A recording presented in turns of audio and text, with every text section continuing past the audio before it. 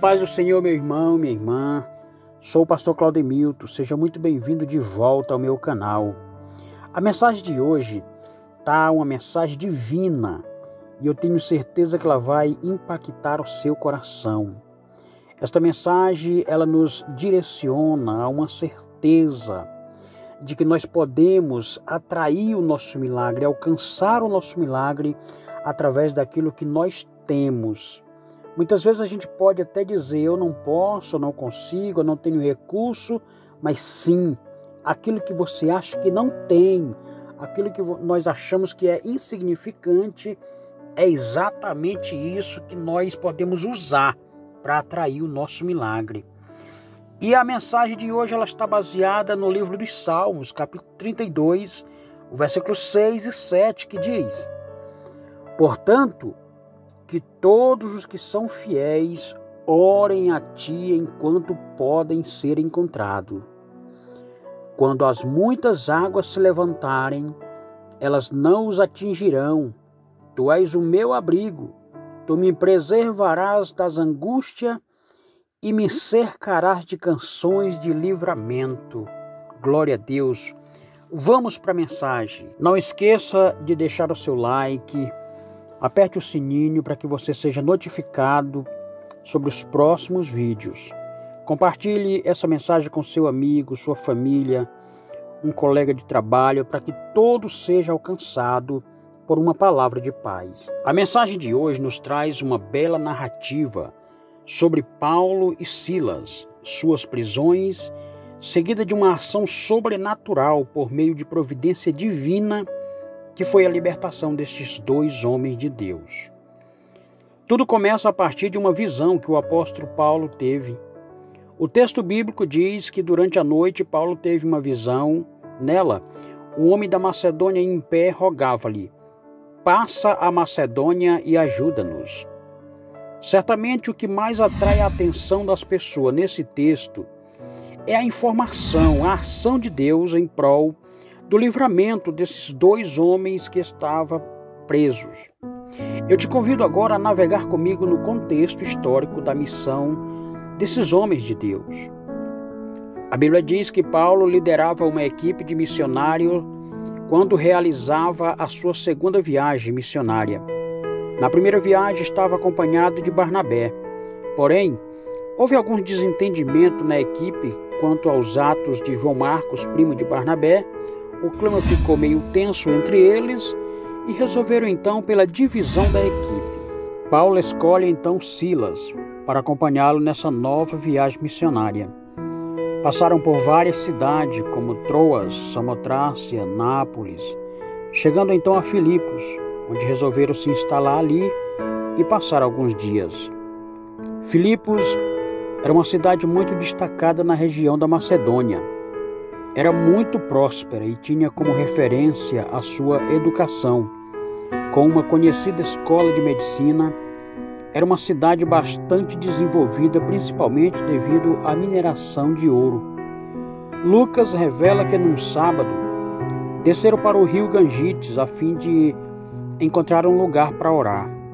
Encontraram ali várias mulheres que se reuniam em um local de oração, a oração sabatina.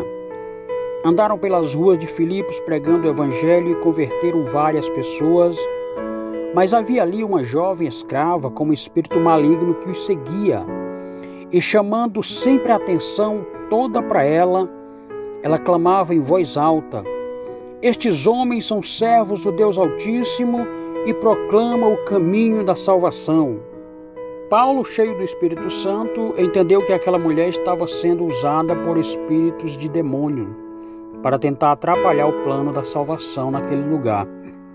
Em nome do Senhor Jesus, expulsou o espírito que atormentava aquela mulher. Mas os donos daquela escrava, percebendo o prejuízo da perda da sua fonte de renda, ficaram muito aborrecidos, revoltados. O texto diz que com muita violência agarraram a Paulo e Silas, arrastaram pela cidade até as autoridades.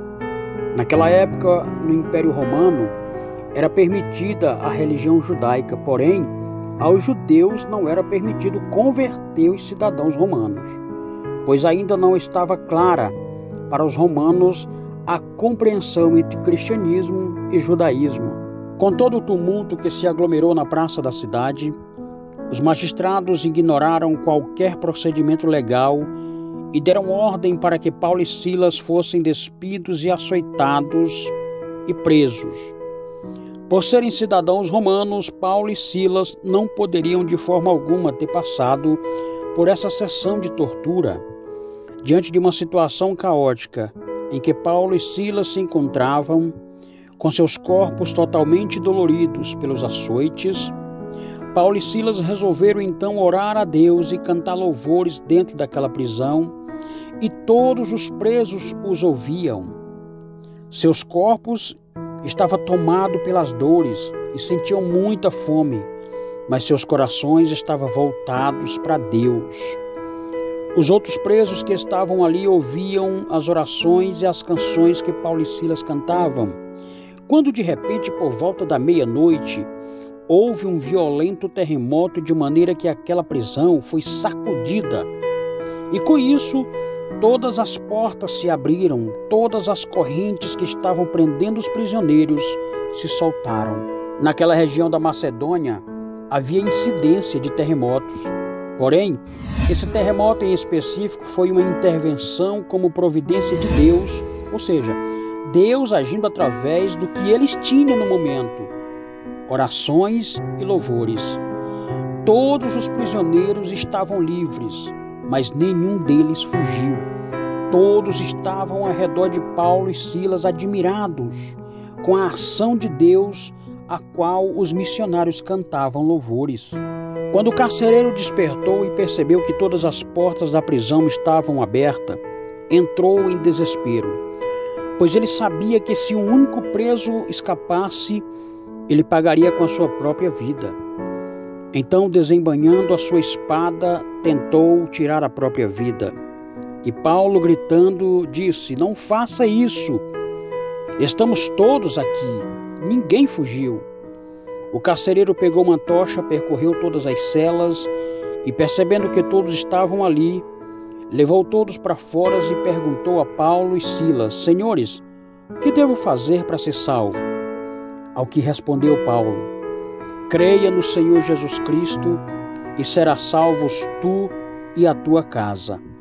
Naquela mesma hora, na noite, o carcereiro lavou as feridas deles. Em seguida, ele e todos os seus foram batizados. Então os levou para sua casa, serviu-lhes uma refeição e com todos de sua casa alegrou-se muito por haver crido em Deus. A ação de Deus naquele lugar foi muito além do terremoto que abriu as portas do cárcere e quebrou as cadeias dos prisioneiros.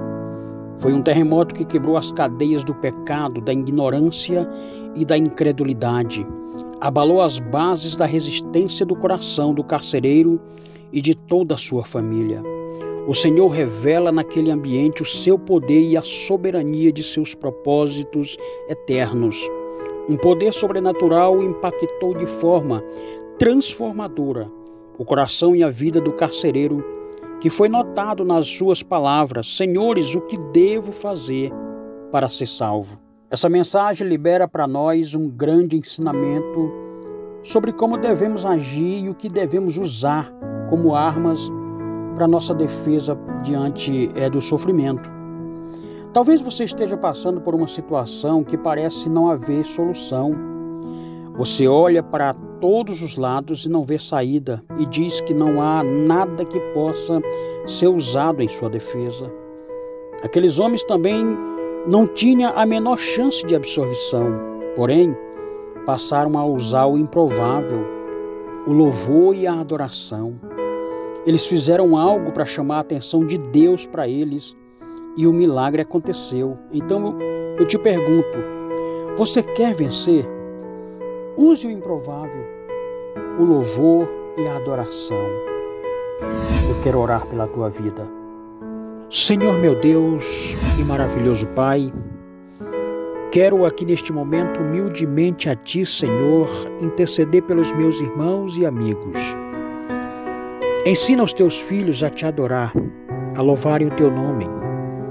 Eu sei que eles tropeçam muitas vezes por ações, palavras e pensamentos, e às vezes não sabem o que fazer em momento de aflições. Sei também, Senhor, que palavras vêm em seus lábios durante as atividades do dia e falam sem pensar nas consequências que trarão para si e as pessoas que estão ao seu lado. E sem intenção acabam machucando algumas pessoas, até mesmo aquelas que amam, sem que tivesse intenção de fazer isso. Peço-te, Senhor, que dê sabedoria e conhecimento aos teus filhos, assim como destes ao rei Salomão. Senhor, ajude-os a separar neste dia o que é certo do que é errado e alcançar os seus objetivos em Ti, agradando o Teu coração. Ajude-o, Senhor, a olhar para o seu irmão com afeto de gratidão e de amor. Afasta deles a indiferença, o ódio, pois eles desejam serem chamados de filhos Teus. Que eles possam estarem fazendo sempre tudo aquilo que o Senhor quer que os façam. Que façam o bem aos seus amigos e irmãos, assim como querem que eles o façam de volta também o mesmo. Eu te agradeço, Senhor Jesus, por todas as bênçãos que o Senhor tem dispensado para com todos os teus filhos. Que haja luz em meio à escuridão, que haja ânimo onde há desânimo, que a alegria encha os corações, que haja paz em tua casa. Eu os declaro abençoados em nome do Senhor Jesus.